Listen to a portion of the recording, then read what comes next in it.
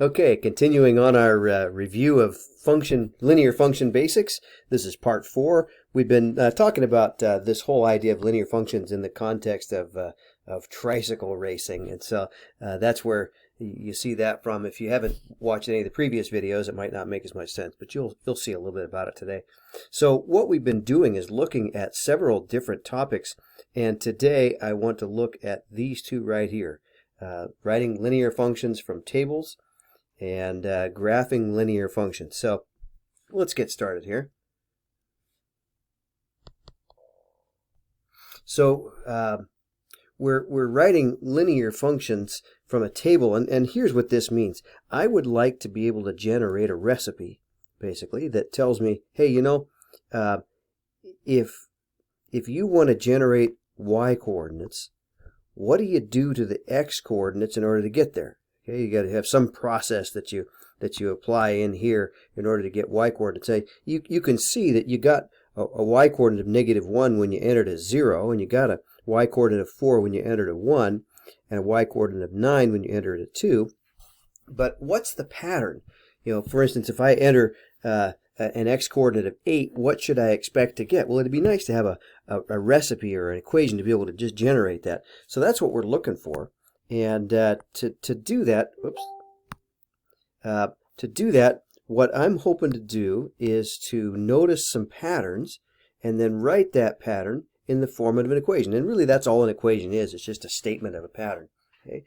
Well, maybe the pattern is this. Maybe it's take x coordinates and add 3 to them, because that would work there. Okay. But unfortunately, it doesn't work here. Okay, you can't just add 3 to the x coordinate and get the y coordinate. So what can I do there? Maybe let's try something different. What if I just doubled the x coordinate first? Well, that would, if I doubled the x coordinate, that'd give me a 2, and then if I added 2, that would do it. So if I just took the x coordinate and multiplied it by 2 and added 2, maybe that generates y coordinates for me. Let's see. If I put in, for instance, a 3, does that work? Well, 2 times 3 get me 6, plus 2 is 8. Well, that didn't work. All right, so so much for that. Well, another option for generating these things is to look at it on a graph, and I've got the data here already shown in a graph here on Desmos, and so I can look at this and say, well, gosh, you know, maybe I can discover something about what's going on here. One of the ways people oftentimes write these is with y equals maybe some number. Let's just try 3 times x. You know, I don't know, -1. -1 at least dropped me down, so it crossed right there. But it's not quite working. And if you know some things about the slope of the line, maybe you could fix that, and you start to realize that all right, if I make that a 4 instead, is that going to fit? Well, not quite. But if I make it a 5, uh-oh.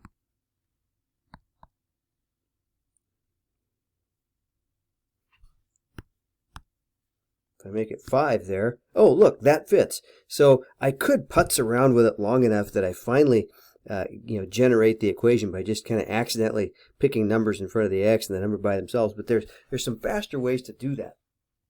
So what we're going to do is go back to what we were looking at before and notice something that's going to help us a lot here.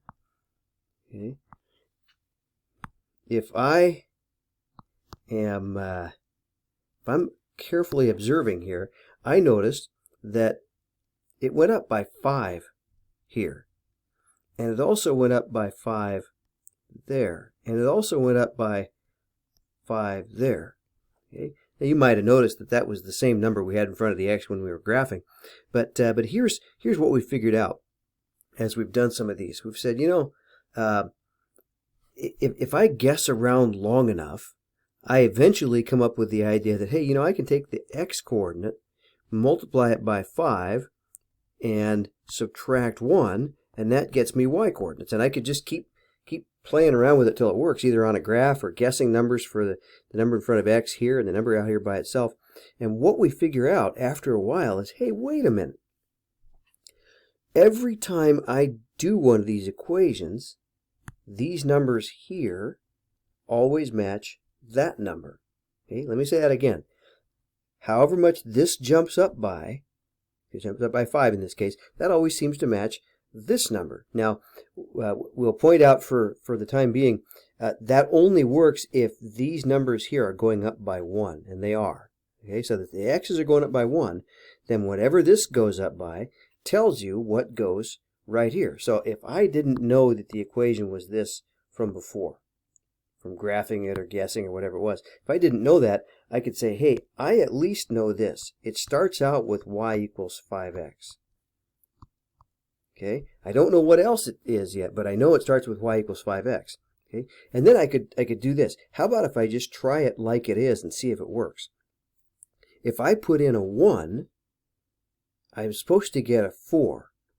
But if I put 1 in here, 5 times 1, I get 5. Well, shoot, I'm off by 1. Okay, if I put a 2 in, I'm supposed to get 9, but if I put 2 down here, 2 times 5, that's 10. I'm still off by 1. And what we notice after a while is, hey, you know, I was always 1 too high, so if I just put a -1 out here, hey, that makes it work. Let's try it with this one. If I put a 4 in, I'm supposed to get 19. If I put 4 here, 5 times 4 is 20, -1, that's 19. So we just discovered a way we could do these easier without graphing or guessing. So let's look at another one. Okay. This one, if I look at these numbers here, they're always going up by 8. Okay, so that tells me from what I've been observing here, hey, I at least know it starts this way, y equals 8 times x. Now, I don't know what else it does yet, but I know it is 8 times x. So let's check and see if it works. If I put in 0, I'm supposed to get 8, but if I put 0 in here, I get 0. If I put in a 1, I'm supposed to get 16, but if I put 1 in here, I get 8. If I put 2 in here, I get 16 when I was supposed to get 24. I'm always 8. I'm always off by 8. 8 too low in this case. So what I can do is say, hey, wait. If I just add 8 to it, that should work. Let's try it with the last one. What's 4 supposed to give me? It's supposed to give me 40. If I put 4 in here, 8 times 4 is 32. Plus 8, it gave me 40. So I've found a way that works. In fact, what people notice after a while is this.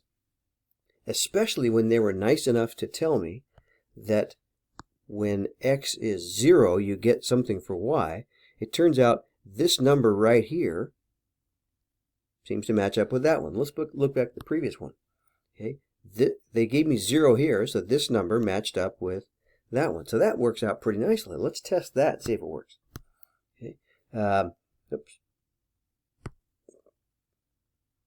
Yep. Okay. Actually, I don't have another one right off the bat with where they gave me 0.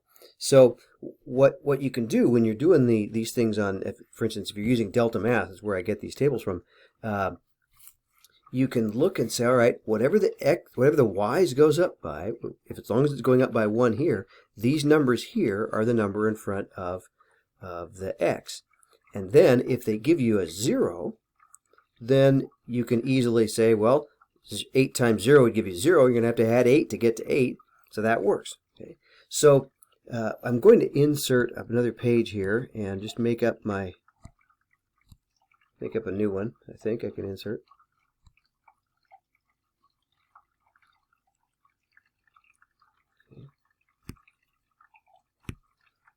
Okay, so I made a new one here, and let's use what we've learned about this. Hey, this thing's jumping up by 2 every time, isn't it?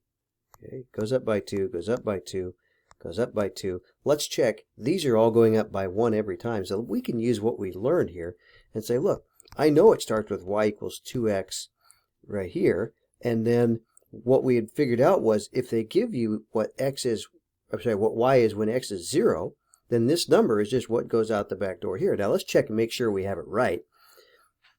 Let's just check a couple of these. If I put 4 in, I'm supposed to get 13. Well, if I put 4 in here, 2 times 4 is 8, plus 5 is indeed 13. If I put 5 in, I'm supposed to get 15, and 2 times 5 is 10, plus 5 is 15. So that's working. Okay. Well, what happens next is this. Then they'll give you ones where they didn't actually give you what x is when, what y is when x is 0. So we'll have to figure that out. But what you'll find is that it's not terribly difficult. By the way, if you're using Delta Math for answering questions on these are level 1 type,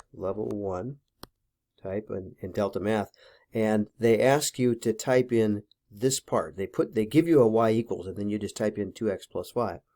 When they get to level 2 and beyond, you have to type the y equals part as well, unless they've changed that. I sent a note to them saying, hey, you might want to change that. If they haven't changed it, just be aware that in some cases they ask you for the y equals, in other cases they don't. So I'm looking at this one, and I'm noticing, hey, this is going down by 4. Now, be careful. I wrote -4 because it's going down, not up. Okay, that's very important. It's going down, not up. Okay, but the x's are still going up by 1, so we can use what we know to say, look, we know the equation starts with y equals -4x. I just don't know what goes here yet. Okay, but I can find out nicely. If I put in a 1 here, if I put in a 1, I'm supposed to get -9. Okay, well, if I put 1 right here, -4 times 1 is -4. What would I have to have right here to get to -9? Well, to get from -4 down to -9, I'd need to go down 5 more. So that makes me think I need a y equals, I need a -5 out the back door. But let's try it with another one. If I put 2 in there, I'm supposed to get -13. Let's check and make sure that it worked. What's -4 times 2? Well, that's -8. Okay, and -8 plus the -5 is -13. So what you can do is check to see what that goes up or down by, and put that in front of the x, and then just try one of the values of x in there, and see what does it take to make that work. We're going to do some more of those to make sure you got that down. Okay, here's 2 of them. With this one, it's going down by 3, so -3. Okay, so I'm going to start with y equals -3x plus something. Okay, let's find out what that something is. If I put a 1 in there for x, I'm supposed to get 1. Well, what am I going to have to add right here in order to get to 1? Okay, well, -3 right here. What do you add on to -3 to get up to +1? In other words, if I want to make it equal to 1, what does this take right here? Well, -3 plus 4 gets you 1, so that tells me I need a 4 there. So let's write the equation, y equals -3x plus 4. And then it's not a bad idea to check it. Let's try this one. If I put 4 in here, what's -3 times 4? It's -12. And what's -12 plus 4? -8. It worked. Okay, let's do another one over here on the right. Okay, this one's going up by 3. Okay, so I can tell it starts with y equals 3x. I just don't know what goes here yet. Okay, but I do know if I put a 1 in for 3 and add whatever is going here, I'm supposed to get up to 5, because I know that right from here. Okay, so this is 3. What do you add on to 3 to get to 5? Well, 2. So here's the equation. Y equals 3x plus 2. And again, in Delta Math, you'll simply type in the equation as written, including the y equals. Okay. So let's check this one out. This one has a slightly different issue to it. Okay. You'll notice that this is going up by 6 every time. Okay, but there's a bit of a problem. These are not going up by 1. Okay, they're going up by 3s. So that creates a little bit of a hassle. Well, here's what you can think of. If this is going up by 6 for every 3, then how much is it going up for every 1? Okay, let me say it again. If it's going up by 6 for every 3, then how much is it going up by for every 1? Well, divide this into 3 equal spaces. You divide that into 3 equal spaces, you get 2. Another way to think of it is take the change in y over the change in x, and you get 2. We call that the slope. You might remember that from other things. Okay, so here's your equation. Y equals 2. Okay, again, we got that 2 from saying it went up by 6 for every 3, so that's 2 for every 1. And 2x plus something, and I need to figure out, just like I did before, what's that something? I don't think I want to mess with the negative number, so I'm going to try putting a 2 in there. When I put 2 in for x and add this something, I'm supposed to get to 9. So this is 4. What do you add on to 4 to get to 9? 5. So here's your equation. Y equals 2x plus 5. Okay, let's look at another one. Oops. So this one is going up by 4 every time, when this goes up by 2. So if this goes up by 4 for every 2, then it must go up by 2 for every 1. So here's your equation to start with. Y equals 2x plus something. The 2 came from the fact that if it goes up by 4 for every 2, then it goes up by 2 for every 1. Well, let's go ahead and figure out what we need to put in right here. Let's just pick any value of x you want. I'll pick 3. Okay? If I put a 3 in for x and add what this is right here, I'm supposed to get to 4. Well, this is 6. What do you add on to 6 to get to 4? Negative 2. So here's your equation. Y equals 2x minus 2. On this one, it's going down by 2 for every 1. I'm sorry, it's going down by 2 for every 2. So how much is it going down by for every 2? Wow. Try that again. If it's going down by 2 for every 2, it must be going down by 1 for every 1. So it must start with y equals negative 1x plus something.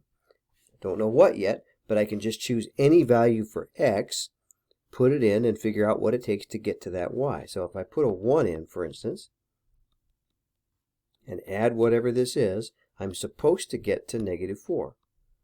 Okay, well, this is negative 1 right here. What do you do to negative 1 to get to negative 4? Go down 3 more. So here's your equation. Y equals negative 1x minus 3. And you can just write negative x instead of negative 1x. Delta Math doesn't care. Okay, so on these, I think we've got a few too many to be able to write on here, so let me take one of these and get rid of it. Okay. On these, what you'll do is say, look, I know this is going up by 12 for every 4. Okay. So it's going up by 12 for every 4, which means it's going up by 3 for every 1. So here's your equation starting out. And then you got to find out what goes in here. This one is going down by 10 for every increase of 2. Down by 10 for every increase of 2. So if it's going down by 10 for every increase of 2, then it's going to go down by 5 for every increase of 1. And then you got to figure out what goes in here. Again, to figure out what goes in the box there, pick any value of x you want, put it in there, and figure out what you have to do to that to get to the y. So on this one, if I put 1 in for x and add this, I'm supposed to get to negative 7. So this is negative 5. What do you do to get from negative 5 to negative 7? You go down by 2. So y equals negative 5x down by 2. So that's the writing things from tables, equations from tables. So when you're graphing lines, we're going to look at things like this. Okay, graph linear equations, and here's a linear equation, and I'm going to put this back in the context of our tricycle race. With this person, we had y equals 4x plus 10. What we had figured out was, you know, if the person hasn't gone at all, if their time was 0, they're already starting here at positive 10. Okay, and then they're going 4 feet every second is what we'd been figuring out from before. So what we figured out was if they go, for instance, for 4 seconds, won't they have gone 16 more feet? Okay, so here's 4 seconds, and then 16 more feet would be, let's see, this is going up by 2's, so 4 times 4 for 4 seconds plus 10 gets me a total of 26. So at 4 seconds, they should be at 26, which is right about there. And we can just draw a line to graph that. Well, that works. In fact, we could even do things like this where we'd say, okay, what if it's y equals 7 halves x plus 4? Well, we'd say before time even started at all, they were at positive 4. And it looks like they're going 7 feet for every 2 seconds. So 7 feet for every 2 seconds, here's 2 seconds, and then 7 more feet would be right about there. So we could make that graph there as well. Well, what you start to notice is that the number out the back here always tells you where it crosses the y-axis. We call that the y-intercept. And this number always tells you the slope, or how tilted the line is. And in this case, we went up 7 for every 2 over. Okay. So if I give you some new equation, oops, if I give you some new equation, we'll just write it right down here. Y equals 3/4 x plus 6. We could say, well, you know, apparently they started at 6 and then went 3 feet for every 4 seconds and then just draw the line. Well, what we're going to be using is, if you're using Delta Math, we're going to be using that system for graphing these equations easily. And they look like this. Let me get a new problem here. They asked me to graph the equation y equals 1/3 x plus 1. Well, here's the nice thing. The plus 1 means it starts right here, so I can just put a point right there. And then the 1/3 means I'm going, basically, if it's tricycle racer, 1 foot for every 3 seconds. So I can just put a point right out there and then submit it. And there's my answer. So we get a new problem here. This one is at -3. If it's a tricycle racer, you could think of their starting 3 feet behind the starting line. And then the negative means they went backwards 3 feet for every 5 seconds. Okay, so down 3 and right 5. What we do oftentimes is just say, look, the -3 means the y-intercept is -3 here, and then the -3/5 means go down 3 for a rise of -3 and a run of 5. A big question people oftentimes have, and mistake that they make, is they think that the negative means go down and go left. So if you go down, you've used the negative sign, but if you go left, you've used the negative sign again. You can only use the negative sign once. So go down 3 and right 5, and then you'll have your answer. So let's look at another one. This one says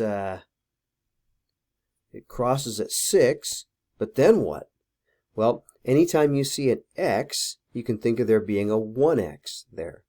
Okay, so what you can do is say the 1 means it goes up 1 for every 1, and there's your answer. Okay, so if you see a 1 there, just go up 1 and right 1, and you'll have a slope of 1.